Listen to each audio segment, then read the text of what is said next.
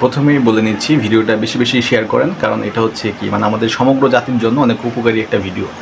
হ্যাঁ, সার্জিস আলম এবং হাসনাত, আপনারা যে আওয়ামী লীগকে নিষিদ্ধ করলেন খুবই ভালো কথা, আপনাদের অনেক ক্ষমতা, আপনারা যেটা চান সেটাই হয়ে যায়, আলহামদুলিল্লাহ অনেক ভালো একটা কাজ করছেন। এখন কথা হচ্ছে বাংলাদেশের প্রত্যেকটা ভূমি অফিসে দুর্নীতি চলে, বাংলাদেশের প্রত্যেকটা বিদ্যুৎ অফিসে দুর্নীতি চলে, বাংলাদেশের প্রত্যেকটা পাসপোর্ট অফিসে দুর্নীতি চলে। হ্যাঁ, আপনারা দয়া করে এই যে সরকারি যে অফিসগুলো আছে যেখানে প্রচুর পরিমাণে দুর্নীতি হয় এবং সাধারণ মানুষ সেই লেভেলে ঠকে যায়, মানে নিঃস্ব করে ফেলা হয়, এই ধরনের অফিসগুলোকে দুর্নীতিমুক্ত করে দেন, দুর্নীতিকে নিষিদ্ধ করে দেন বাংলাদেশ থেকে। আপনারা এমন একটা পদক্ষেপ নেন যাতে বাংলাদেশে দুর্নীতি হবে 0%। হ্যাঁ, যদি এটা করতে পারেন তাহলে আসলে মন থেকে মানুষের দোয়া পাবেন আপনারা। তো যেই সকল অফিসগুলোতে যে দুর্নীতিগুলো হচ্ছে এটা কিন্তু প্রশাসনের সম্মুখে হচ্ছে।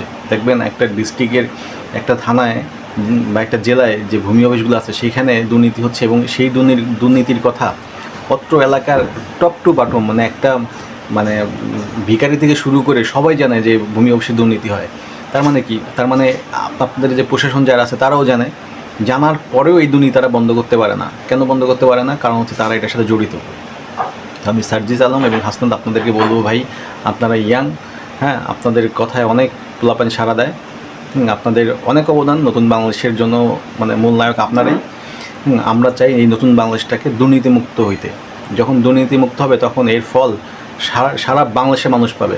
সো এটার জন্য আপনাদের যা যা করা তাই করেন। আপনার ভূমি অফিসগুলোতে একটু মানে যায় দেখেন, সাধারণ মানুষ হিসেবে যায় দেখেন, একজন মানুষকে পাঠান, দেখেন কি করে। একটা নামজারির যেটা 1170 টাকা লাগে সরকারি ফি, সেই টাকাটাই হচ্ছে আপনার 15,000 টাকা নিয়ে করাই যায় না কোনো অবস্থাতেই। এই টাকা নাকি নায়েব, এসি ল্যান্ড থেকে শুরু করে সবাই ভাগযোগ করে খায়, এই একটা অবস্থা। আবার একটা যদি পর্চা কোনো প্রবলেম থাকে, আপনি যে একটা পর্চা উঠাই দিলেন 120 টাকা লাগে সরকারি ফি, কিন্তু ওরা সেটাকেই নেবে 1 থেকে 2,000 টাকা নেবে, এবং যদি বুঝতে পারে যে আপনি নতুন তাহলে আপনার কাছে 4-5,000 টাকা নেবে। এটা ছাড়াও দেখবেন আরও অনেক সমস্যা আছে। টাকা খেয়ে আপনার জায়গা আরেকজনের নামে করে দেয়, টাকা খেয়ে আমার বাপদাদার জায়গার রেকর্ড আরেকজনের নামে করে দেয়, করে এই যে একটা ভেজাল তৈরি করে পরে দেখা যায় এই মামলা বছরের পর বছর চলতে থাকে এবং জায়গা আরেকজন দখলে চলে যায়। এই যে মানুষের জায়গা দখল করে নিয়ে যাচ্ছে এই কিছু ভূমি কর্মকর্তার কারণে। তো এটা একটাই কারণ, সেটা হচ্ছে দুর্নীতি। যদি দুর্নীতি মুক্ত করা যায় তাহলে হয়তো বা এই ভূমি সেবাটা অনেক স্মুথ হবে। ভূমি অফিস বাদ দিলাম, এবার আসেন না বিদ্যুৎ অফিসে প্রিপেড মিটারে প্রতি মাসে মিটার ভাড়া নেয় 40 টাকা, পোস্টপেড মিটারের ভাড়া নেয় 10 টাকা। কারণ কি?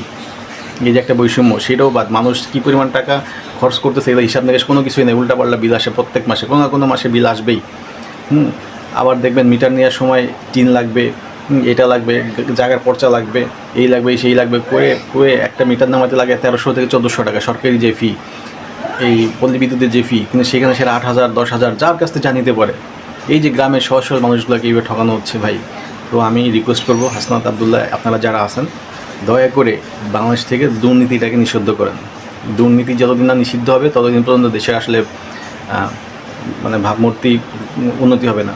আর যদি আপনারা নিজেরাই তলে তলে দুর্নীতি করেন তাহলে দেশ আগে যা ছিল তার চেয়ে আরও অনেক গুণ খারাপের দিকে যাবে, যেটা মানুষ চিন্তা করতে পারবেন না।